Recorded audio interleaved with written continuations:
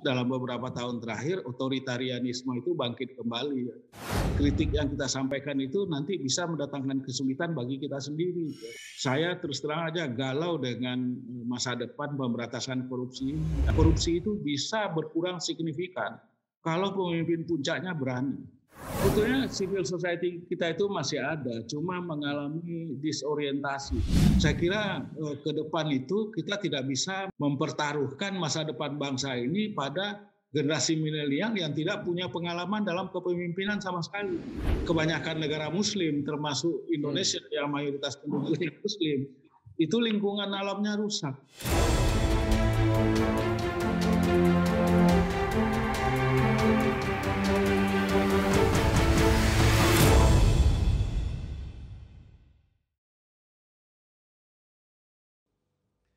Selamat datang di UTAS Kemitraan, podcast yang membahas isu-isu tata kelola pemerintahan bersama guru bangsa, para pakar, para ahli, dan pelaku di bidang tata kelola pemerintahan di Indonesia. Kita akan berbincang dengan Profesor Dr. Azumardi Azra, MA, CBE, mantan Rektor Universitas Islam Negeri Syarif Hidayatullah 2 periode, cendekiawan Muslim, Ketua Teman Serikat di Kemitraan. Assalamualaikum warahmatullahi wabarakatuh, Prof. Azra. Waalaikumsalam warahmatullahi wabarakatuh, Bung Laude Syarif. Ya, pertama-tama kami mengucapkan terima kasih sebagai yang kami tuakan di Kemitraan. Tolong Bapak ceritakan sedikit tentang apa sih CBE itu, the Commander of the Order of the British Empire, dan kenapa bisa melekat di nama Bapak karena sangat sedikit di Indonesia yang punya CBE.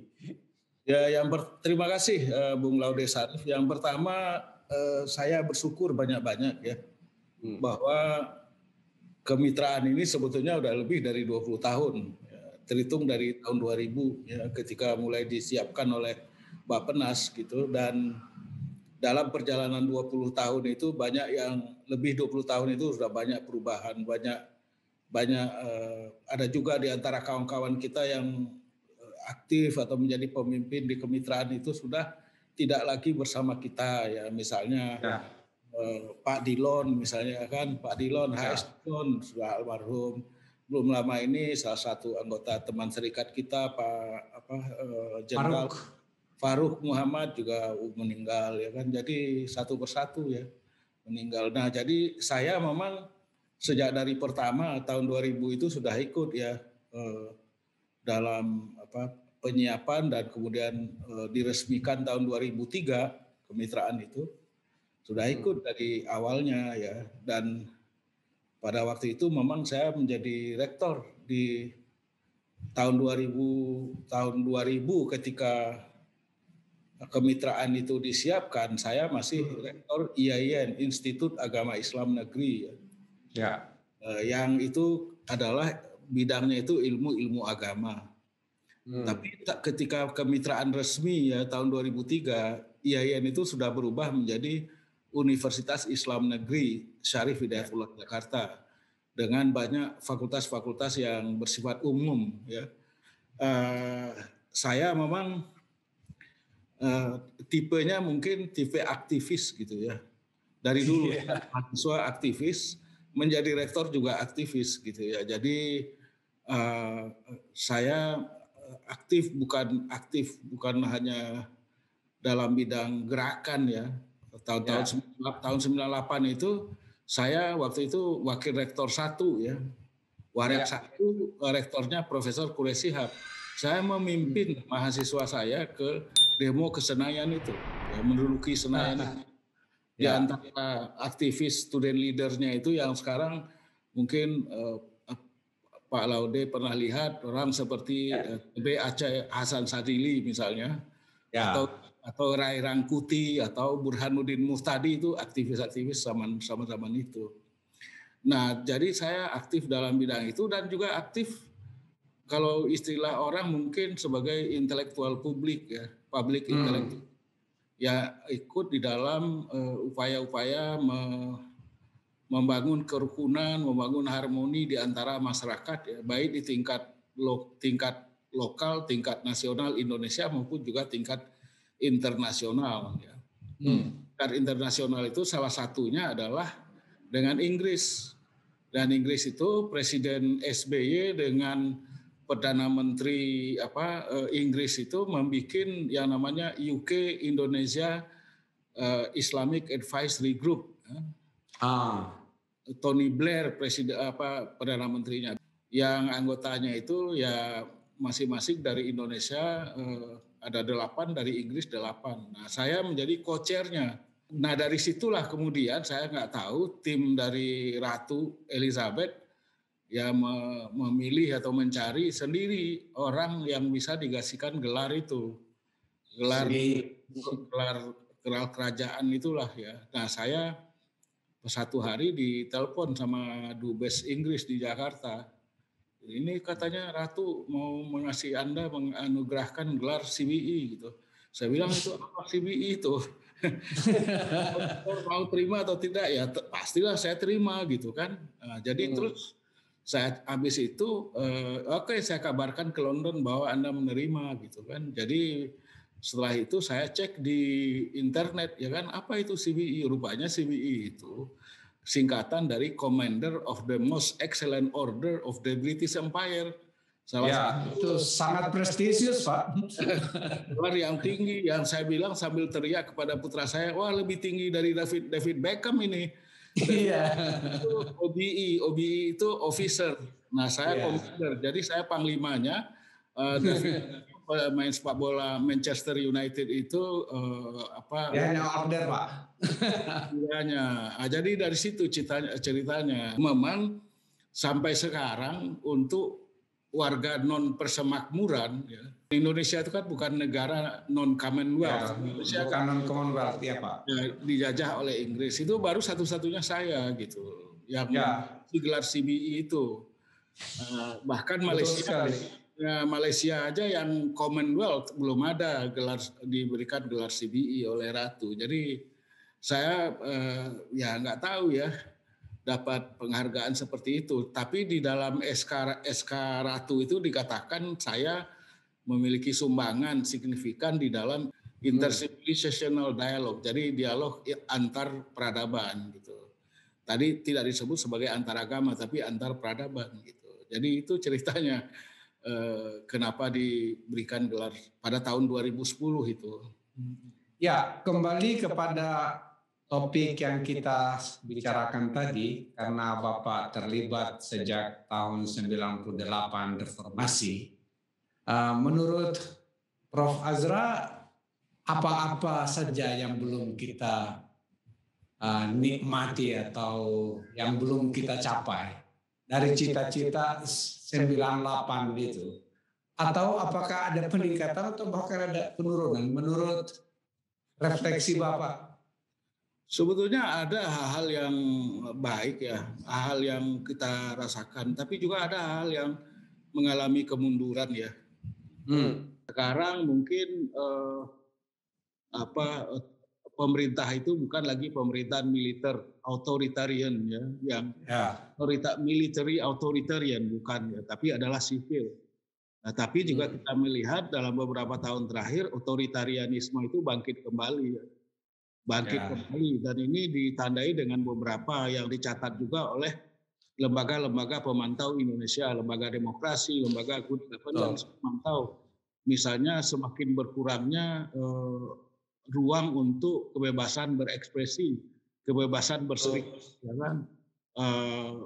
Orang dengan mudah dituduh menyebarkan kebencian misalnya, sampai orang seperti Kian Gi aja menyatakan dulu zaman Orde Baru dia nggak pernah takut gitu mengeluarkan pernyataannya. Sekarang dia takut di macam-macam, ada buzzer, ada doxing dan macam-macam yang membuat itu. Dan saya kira sebahagian masyarakat kita mengalami seperti itu, ada ketakutan-ketakutan seperti itu ya, yang tidak pernah kita alami dulu seperti itu tidak ada.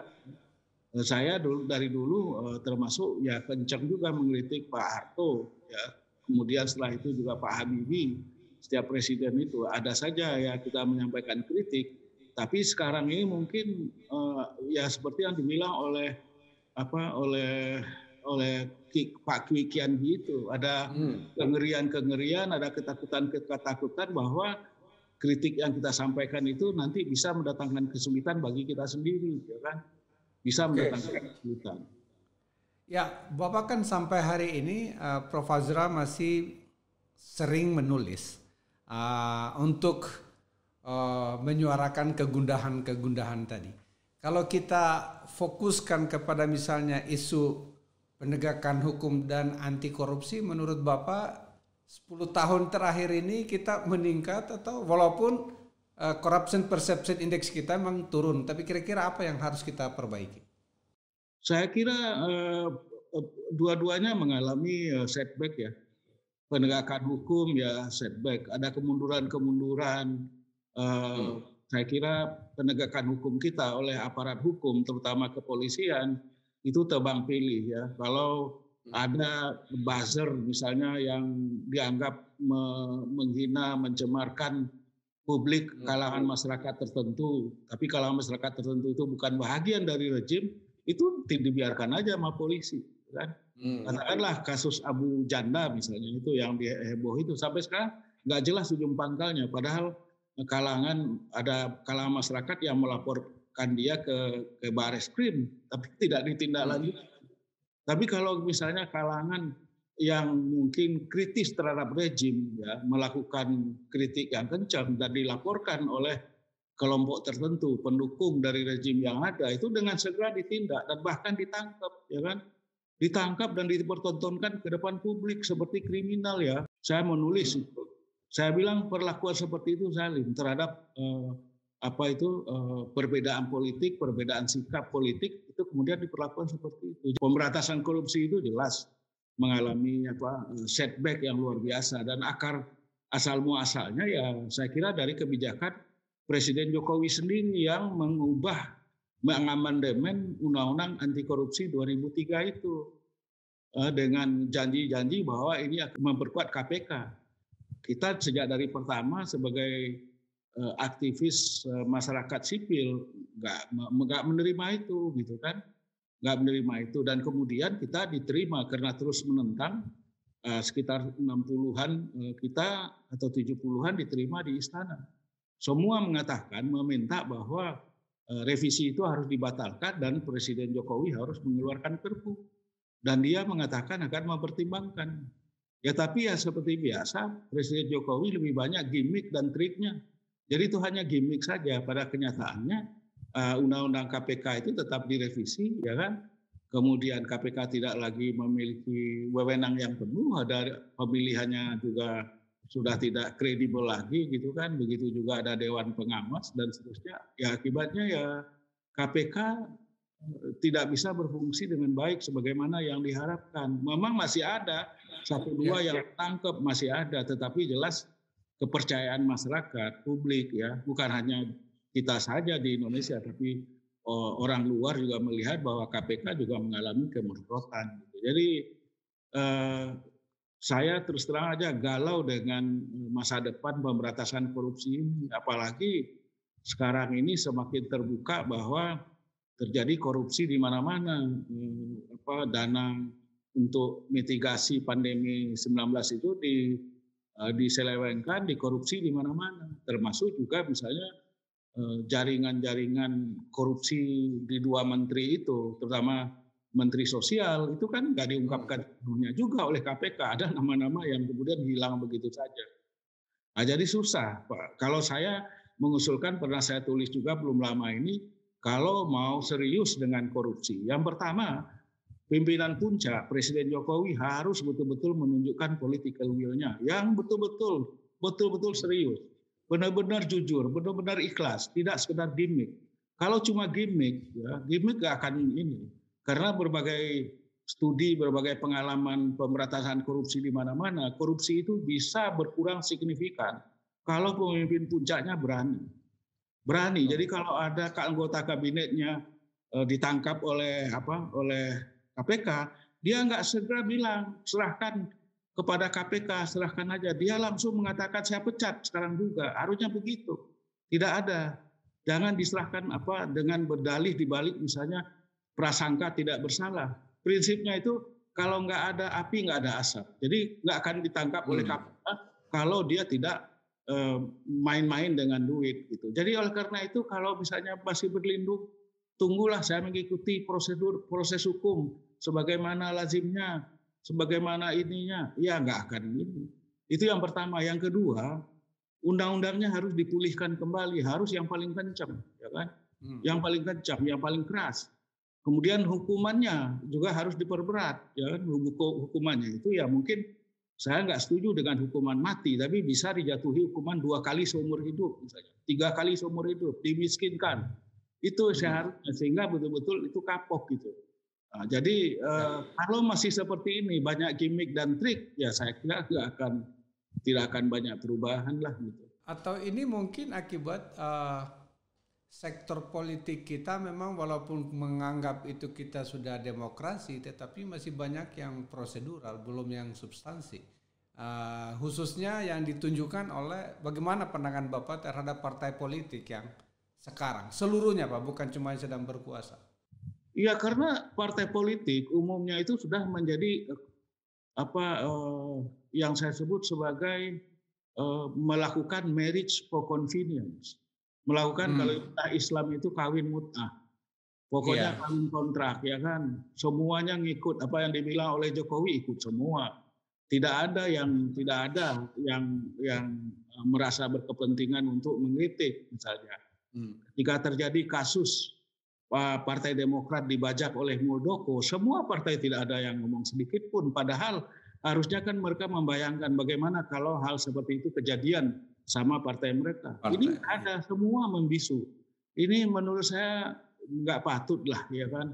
Jadi sumber asal muasalnya itu karena koalisi besar yang dibuat oleh Jokowi yang kemudian menghilangkan check and balance. Tidak ada lagi check and balance, tidak ada lagi suara kritik, ya kan. Yang kritik itu tidak ada lagi. Jadi inilah yang menurut saya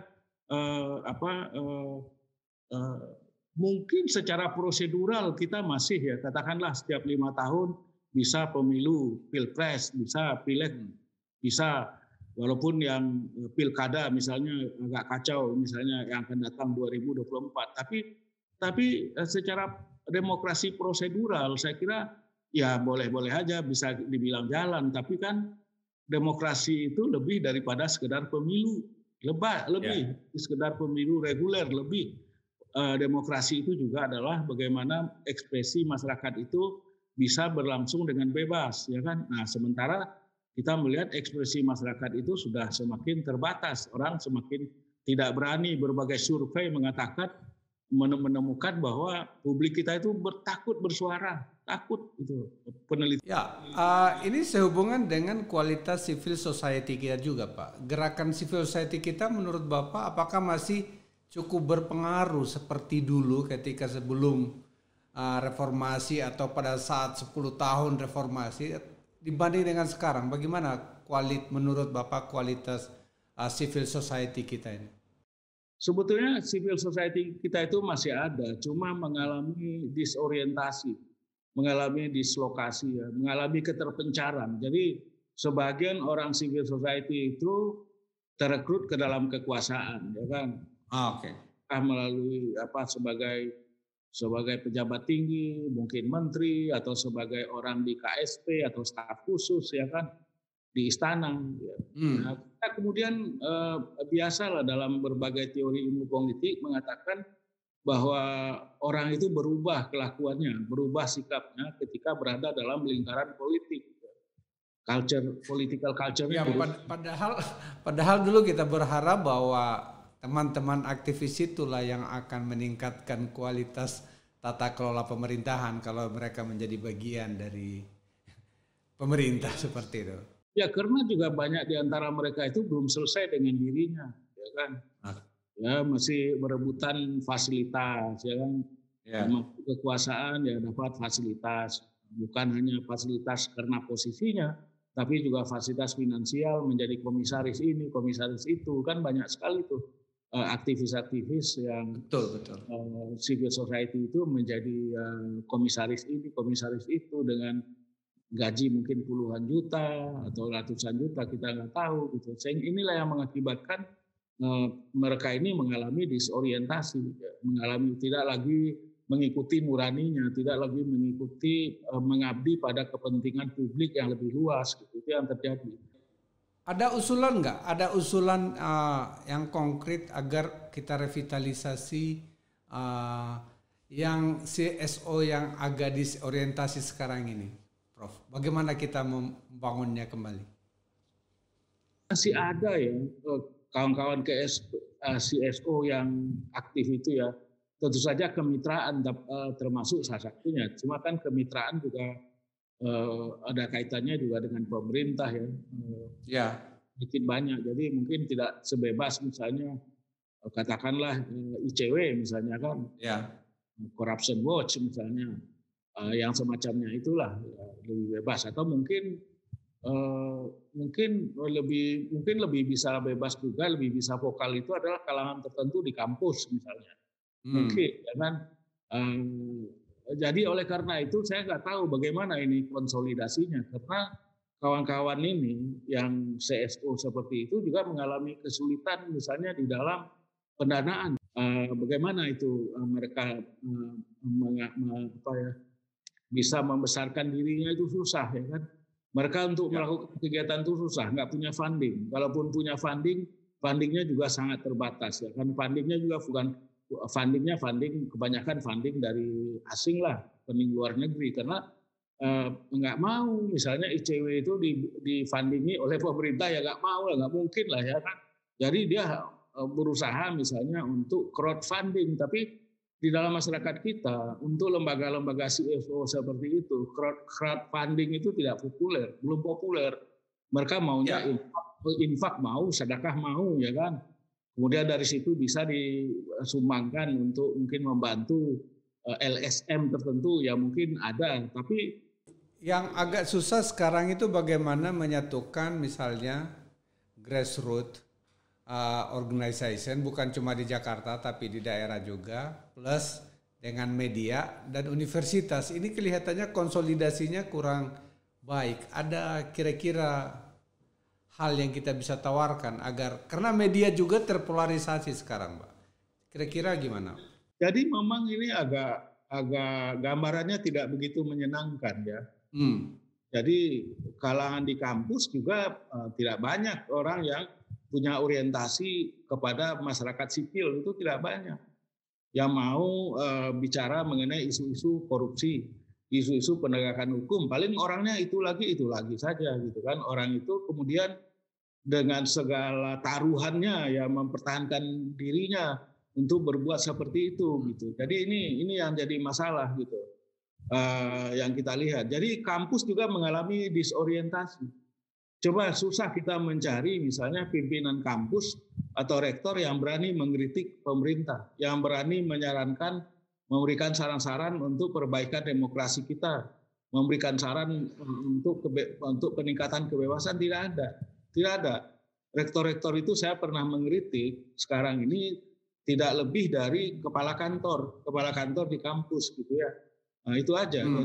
Jadi tidak banyak yang mau bicara isu-isu publik ya, menyangkut kepentingan publik, apalagi civil society, penegakan hukum. Ya, padahal kan kampus itu seharusnya sebagai institusi yang mandiri, menjadi institusi yang berdasarkan ilmu pengetahuan, sehingga kalau memberikan pendapat seharusnya ya sebagai institusi yang berdasarkan ilmu, mereka harusnya tidak boleh ada rasa kurang nyaman kalau seandainya ingin membicarakan sesuatu yang dianggap secara ilmu itu benar. Iya, karena ini saya kira kemunduran kita dalam katakanlah 10 tahun terakhir ini, ya bukan hanya pada Pak Jokowi, tapi di tahun-tahun terakhir Presiden SBY, rektor itu tidak lagi sepenuhnya ditentukan oleh senat universitas, senat perguruan tinggi, tetapi ditentukan oleh menteri, ya kan? Dan menteri itu menentukan berdasarkan partisannya, ya ada partisannya macam-macam lah, partisan ini, partisan itu, itulah yang menentukan. Sehingga kemudian itu satu. Kedua, kalau ada rektor-rektor yang kritis atau ada nada-nada kritis, itu memang diancam diancam dana anggarannya itu tidak cair, tidak turun, ditahan gitu. Itu sejak dalam 10 tahun terakhir ini sudah begitu keadaannya. Jadi maka kemudian rektor-rektor itu tidak mau lagi, khawatir mereka lebih berorientasi bagaimana kampusnya bisa berjalan dengan baik. Jangan misalnya nanti anggarannya nggak turun karena hanya bersikap kritis gitu kan.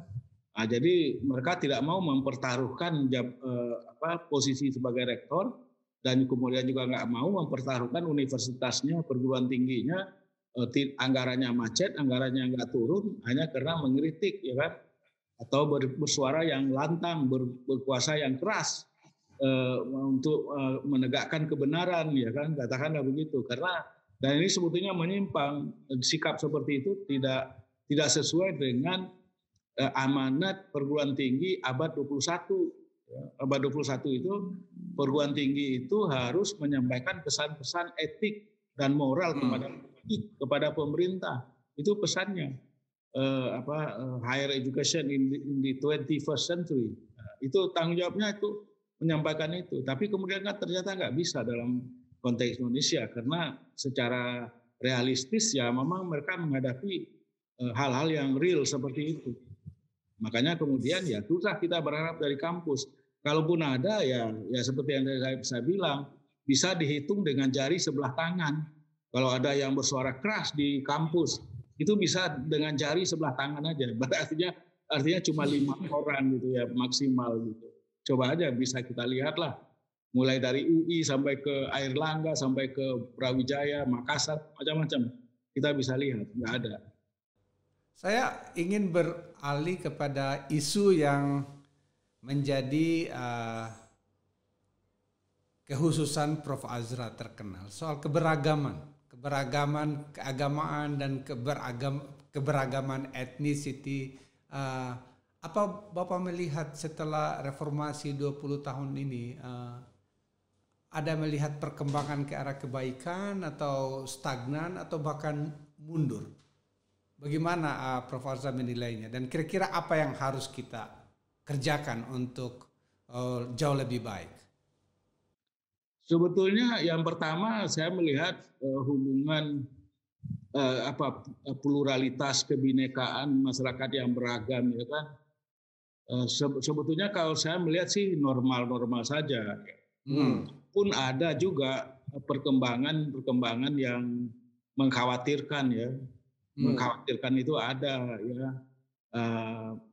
Misalnya saja munculnya ada gejala-gejala intoleransi, ya kan.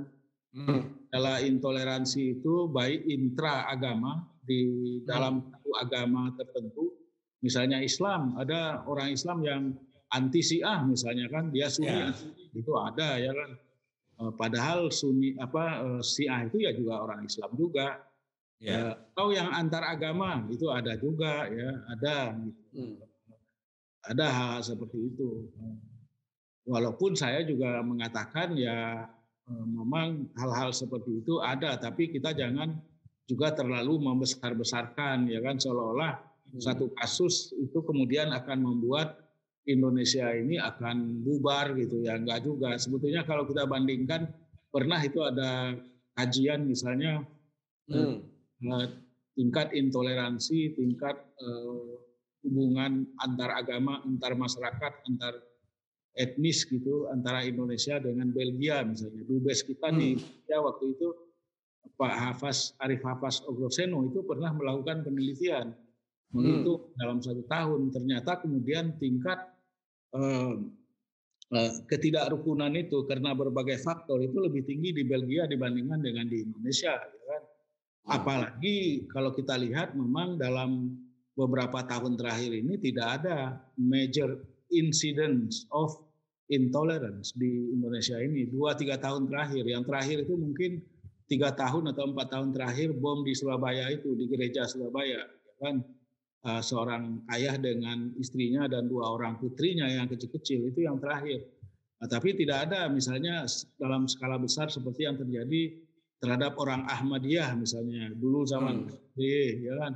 atau penyerbuan terhadap orang Syiah pada zaman Pak SBY juga itu di Sampang misalnya. Nah, itu tidak ada terjadi lagi ya. Memang dalam hal itu pemerintah kelihatannya Jokowi dalam hal itu berhasil mengurangi itu ya kan, bersikap lenient ya, bersikap longgar. Kalau zaman PSBY itu kecenderungannya longgar sehingga kemudian kelompok-kelompok vigilante atau kelompok-kelompok seperti itu main hakim sendiri, FPI misalnya, atau atas nama apapun kemudian menyerbu kelompok yang lain gitu. Tapi saya kira yang terakhir itu kan di mana itu di yang Ahmadiyah di Banten itu ya, di Cikesik ya. Itu kan major incident. Tapi setelah itu belum tidak pernah ada juga sih, masih ada kecil-kecil diskriminasi terhadap orang Ahmadiyah itu masih ada gitu. Jadi dalam hal itu mungkin ada gejala-gejala yang agak baik lah.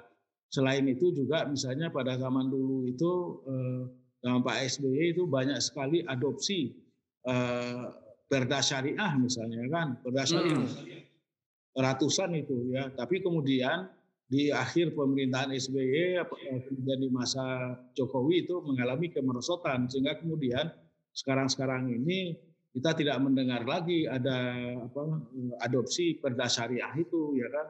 Yang terakhir yang kasus anak sekolah pakai jilbab yang non muslim di Sumatera Barat ya. Itu kan perda 15 tahun yang lalu, si wali kotanya malah mengatakan wah itu perda saya dulu 15 tahun yang lalu ya kan. Jadi bukan perda yang baru. Jadi kalau dilihat dari sudut itu maka kemudian memang menurut saya pengakuan terhadap pluralitas itu sedikit lebih baik lah dibandingkan dengan yang dulu.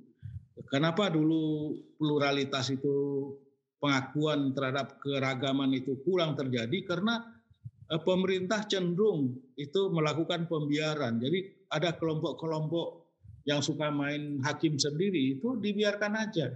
Dan bahkan polisi mengatakan sering berdalih, wah kalau kita hentikan nanti malah kita yang diamuk gitu kan. Nanti akan ada Muslim backlash. Kita kena backlash-nya gitu kan. Nah sekarang kan nggak ada backlash itu. Ya misalnya ketika Rizik Syihab ditangkap tidak ada backlash walaupun kemudian malah kemudian polisi menggunakan kekerasan secara berlebihan yang mengakibatkan 6 orang itu tewas kan di kilometer 50 itu. Ya, jadi sebetulnya kalau dilihat dari kelompok-kelompok masyarakat yang main hakim sendiri, yang intoleran, mengamuk-ngamuk, berazia itu saya kira dalam beberapa tahun terakhir ini nggak berkurang signifikan. Jadi cuma memang saya kira pemerintah harus membuat keseimbangan.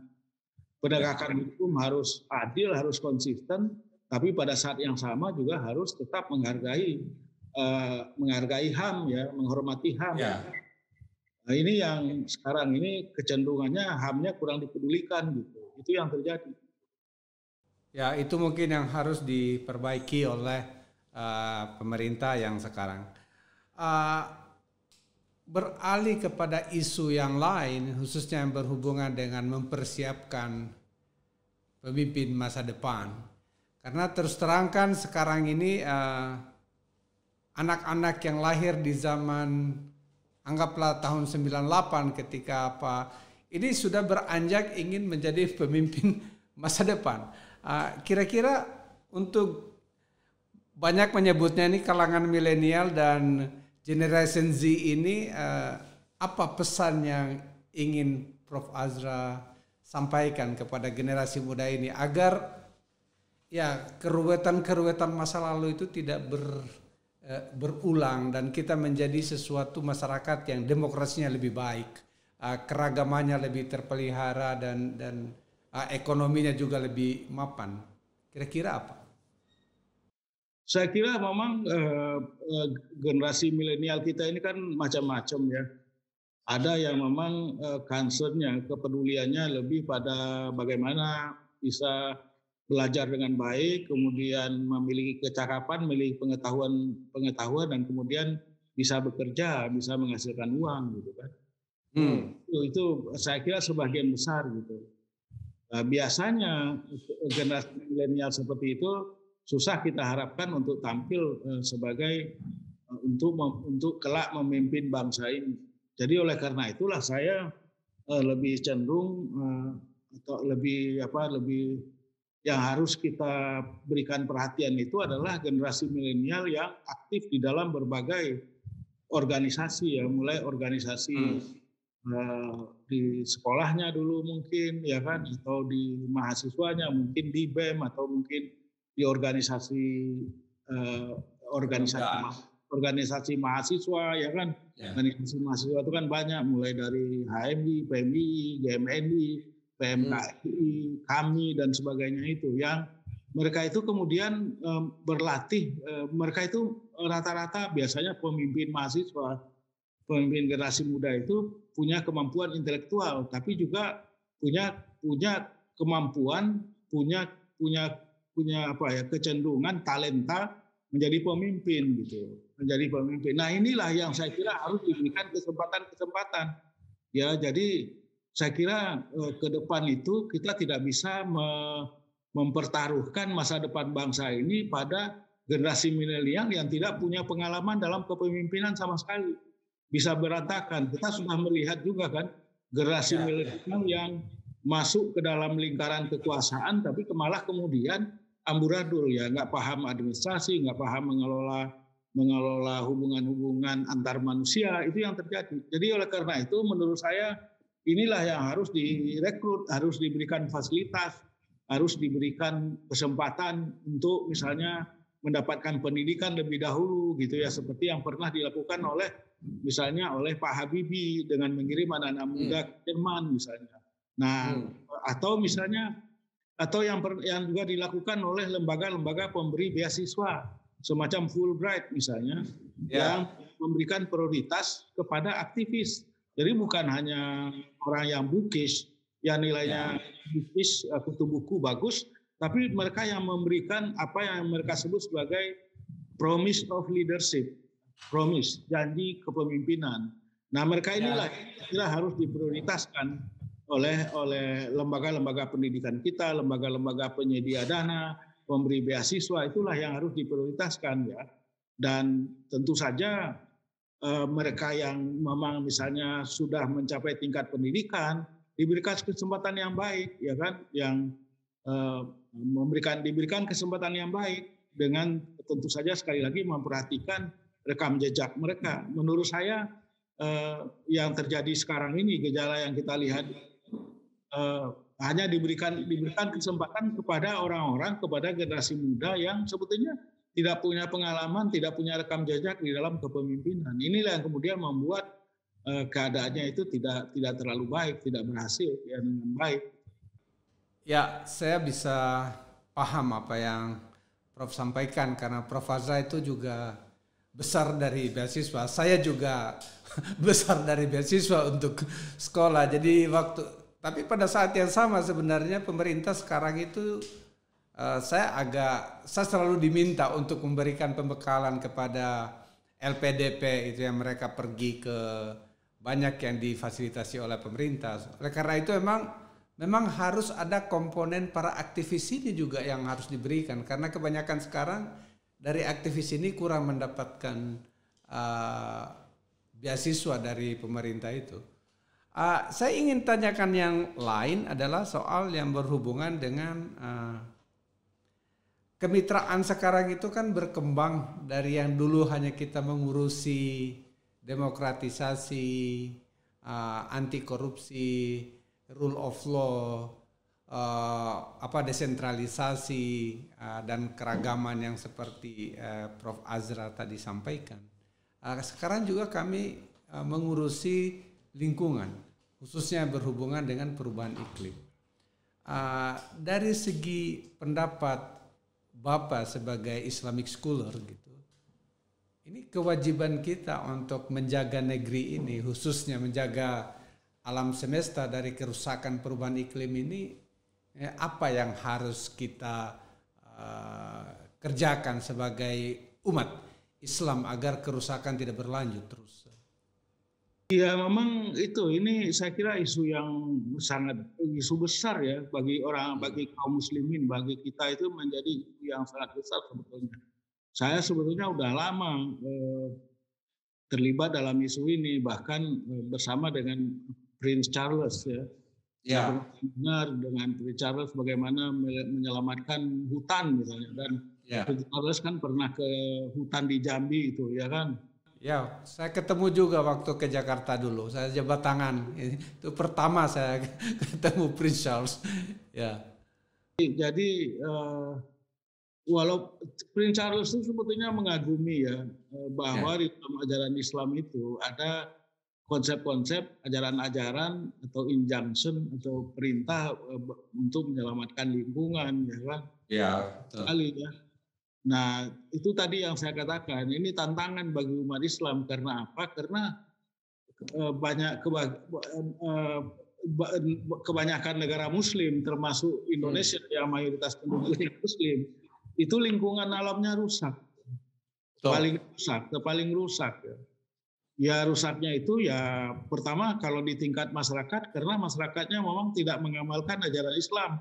Misalnya mengenai kebersihan, menjaga lingkungan, itu kan nggak menjalankan itu. Jadi buang sampah seenaknya, ya kan, cuek gitu ya, seperti itu ya.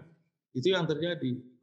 Kemudian pada tingkat pemerintahan, ya apalagi setelah otonomisasi ya, otonomi daerah, lingkungan itu tambah rusak karena kepala daerah, bupati, wali kota, bahkan juga ya terutama bupati lah, yang kemudian memberikan konsesi-konsesi untuk yang kemudian menghasilkan deforestasi, kemudian menghasilkan penambangan yang rusak lingkungan. Jadi ini juga pada tingkat pemerintahan juga harus kita benahi ya. Jadi berlapis-lapis ini. Pada tingkat publik kita harus lebih menanamkan agar orang Islam itu lebih mengamalkan Islamisitas. Islamisitas itu memelihara lingkungan, tidak membuang sampah ke sungai. Nah ini kalau kita lihat sungai-sungai di Indonesia ini, terutama di Jabodetabek ini, semua dibuang ke sungai. Bukan hanya sampah dapur, tapi juga sofa, tempat tidur yang nggak dipakai lagi, semua dibuang ke sungai. Saya yakin sekali itu yang membuang itu sebagian besar orang Islam yang tinggal di pinggir sungai, karena sebagian besar yang tinggal di pinggir sungai itu bisa dipastikan orang Islam, karena memang prosentasenya paling besar. Nah inilah yang kita tanamkan, dan ini harus memang para ulama, para kiai, para pemimpin itu harus mengkampanyekan ini. Saya pernah mengusulkan kepada Pak Yusuf Kalla sebagai ketua DMI, Dewan Masjid Indonesia, supaya mendesain keran air yang airnya itu tidak ngocor sebanyak-banyaknya kalau orang berwudu. Itu keluarnya itu pas-pasan aja untuk berwudu, jadi tidak boros gitu kan. Jadi mulai menanamkan itu eko masjid, eko sekolah dan macam-macam itu yang harus kita kampanyekan terus-menerus ya. Nah, jadi oleh karena itu menurut saya kemitraan dengan terjun ke dalam juga penyelamatan lingkungan, perubahan iklim, pemanasan global, kerusakan lingkungan, ekosistem dan sebagainya, memang sudah sepatutnya, memang seharusnya itu harus dilakukan ya, karena memang kita tidak, memang ada sih walhi ada gitu ya, tapi ini bidang yang ditangani terlalu luas untuk bisa ditangani hanya oleh satu atau dua LSM kita. Jadi oleh karena itu menurut saya kemitraan ya bekerja sama dengan berbagai pihak yang peduli dengan ini memang harus melancarkan, tapi tidak hanya pada mitigasinya, tapi juga pada kampanye bagaimana melahirkan kebijakan-kebijakan ya, apa istilahnya itu, kampanye publik lah. Terima kasih Prof. Azra. Ini kita sudah hampir sampai pada bagian terakhir dari wawancara ini. Yang saya tanyakan, karena kemitraan kita akan berdasarkan anggaran dasar dan anggaran rumah tangga, kita akan 20 tahun. Ada nggak pesan khusus buat kami di kemitraan agar lebih dirasa kemanfaatannya oleh masyarakat Indonesia pada umumnya dan masyarakat global? Iya, saya hanya mungkin kemitraan perlu mengakselerasikan ya jaringannya ke pemerintahan. Saya khawatir ya. Kalau dulu Pak SBY ya tahu, kenal dia Pak CK, kenal dia kemitraan. Tapi saya nggak tahu, Presiden Jokowi nggak tahu dia mungkin ya. Apa itu kemitraan gitu kan? Jadi dia nggak paham gitu. Jadi memang harus dikampanyekan kembali ya, dikampanyekan kembali kepada pejabat-pejabat tinggi kita ini ya.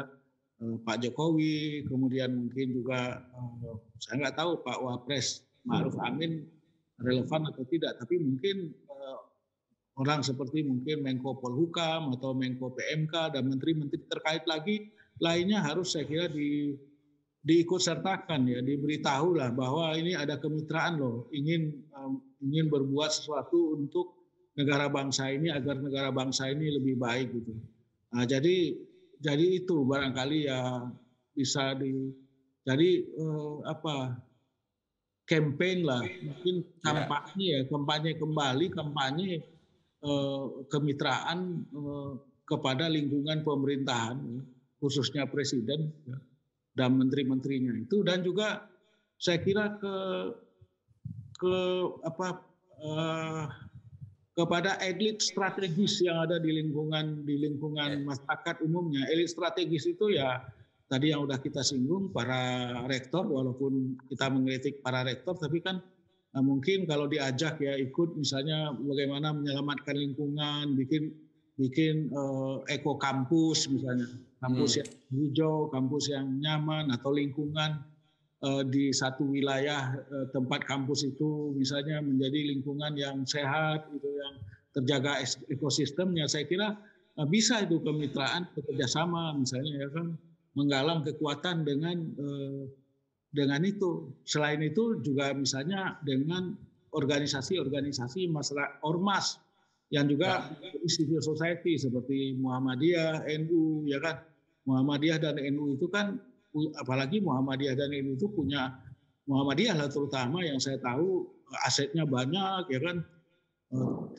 Ada yang pernah menghitung katanya 300 triliunan ya kan, bisa untuk kalau kemitraan bisa kerjasama dengan Muhammadiyah atau NU kampanye penyelamatan lingkungan, wah luar biasa itu. Jadi oleh karena itu saya mengusulkan itu aja, jadi campaigning kemitraan. Jadi memperkenalkan kembali, menggalakkan kembali, memperkenalkan kembali, mendorong masyarakat kembali untuk kerjasama dengan kemitraan. Kira-kira begitu, Pak Laude. Terima kasih. Sekali lagi saya mengucapkan terima kasih atas pemikiran-pemikiran Prof. Azmadi Azra. Sekaligus bisa kita panggil Sir karena memang jarang yang ada di Indonesia yang mendapatkan CBE yang seperti kita ceritakan tadi. Demikian perbincangan saya dengan Profesor Azmadi Azra. Semoga kita bisa mengambil hikmah dari salah satu guru bangsa kita. Saksikan terus UTAS Kemitraan edisi spesial berikutnya bersama para guru bangsa di masa yang akan datang. Terima kasih, Prof. Azra.